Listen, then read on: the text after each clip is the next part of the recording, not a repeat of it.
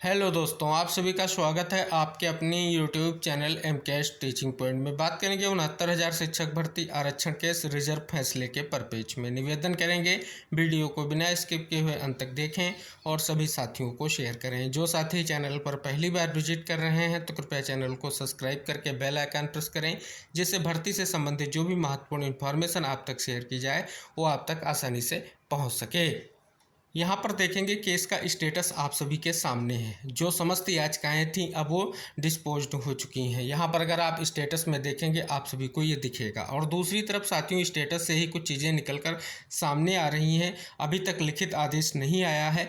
जैसे ही लिखित आदेश आएगा उसके बारे में भी और भी चीज़ें स्पष्ट होंगी, लेकिन यह स्टेटस से कुछ चीज़ें आपको स्पष्ट होंगी। जैसे केस आप सभी क्या क्या हुआ है, डिस्पोज्ड हो चुका है।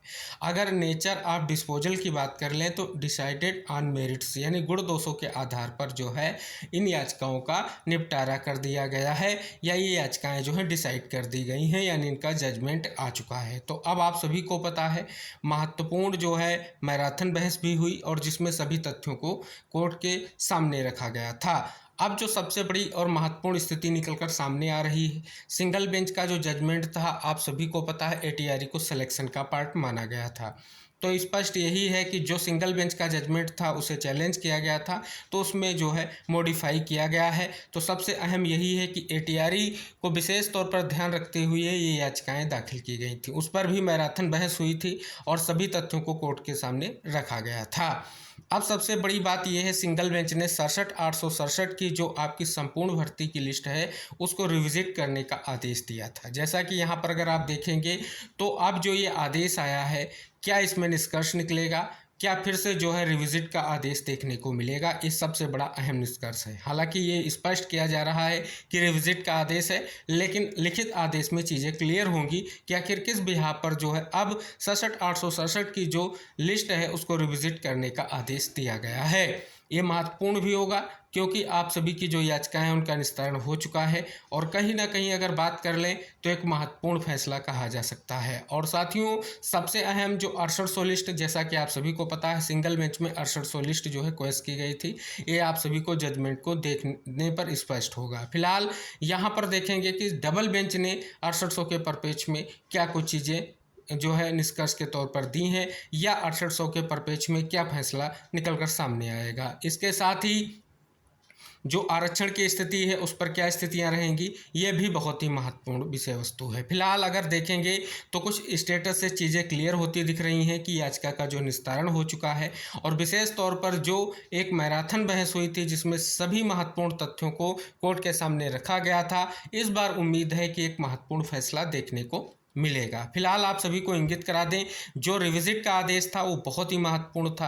क्या फिर से रिविजिट के आदेश की स्थिति रहेगी, क्या निष्कर्ष निकल कर आएगा, ये बहुत ही महत्वपूर्ण है। फिलहाल याचिका के परिप्रेक्ष्य में शेष चीज़ें आर्डर आने पर ही स्पष्ट होंगी, क्योंकि जैसे ही आप सभी के पास लिखित जजमेंट की कॉपी आएगी उसमें सारी चीज़ें निष्कर्ष के तौर पर स्पष्ट हो जाएंगी कि किन किन विशेष पॉइंट्स को लेकर के कोर्ट ने अपना आदेश दिया है। फिलहाल उम्मीद करेंगे एक बड़ा फैसला जो है आरक्षण के परिप्रेक्ष्य में होगा, जिससे कहीं ना कहीं जिस उद्देश्य को लेकर के सिंगल बेंच के जजमेंट को डबल बेंच में चैलेंज किया गया था उसका निस्तारण हो और कहीं ना कहीं स्थितियां क्लियर हों। तो फिलहाल साथियों, रिजर्व फैसले के परिप्रेक्ष्य में अब तक की यही इन्फॉर्मेशन है जो केस स्टेटस से स्पष्ट हो रही है।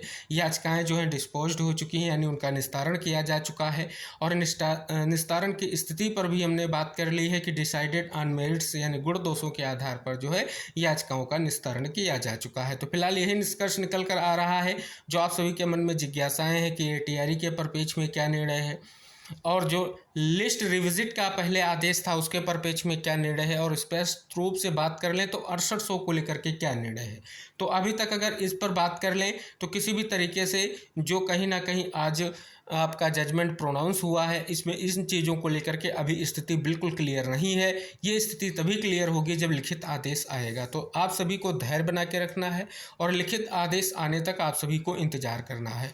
और जब तक लिखित आदेश नहीं आता तब तक ये स्पष्ट नहीं होगा कि आखिर क्या डबल बेंच ने सिंगल बेंच के फैसले के खिलाफ जो स्पेशल अपील दाखिल की गई थी उनके परपेच में निर्णय दिया है। तो शेष साथियों, जो भी आदेश की स्थिति है और जो भी निष्कर्ष की स्थितियां हैं वो बहुत ही महत्वपूर्ण है। तो अभी तक का विश्लेषण यही कहता है कि फिलहाल जिस उद्देश्य को लेकर के ये डबल बेंच में याचिकाएं की गई थी उस परपेच में यही निष्कर्ष निकल कर आ रहा है कि याचिकाओं के परपेच में एक महत्वपूर्ण फैसला देखने को मिलेगा। तो शेष साथियों, लिखित आदेश आने पर जो भी अन्य महत्वपूर्ण निष्कर्ष निकल कर आएगा वो भी हम आपको अवगत कराएंगे।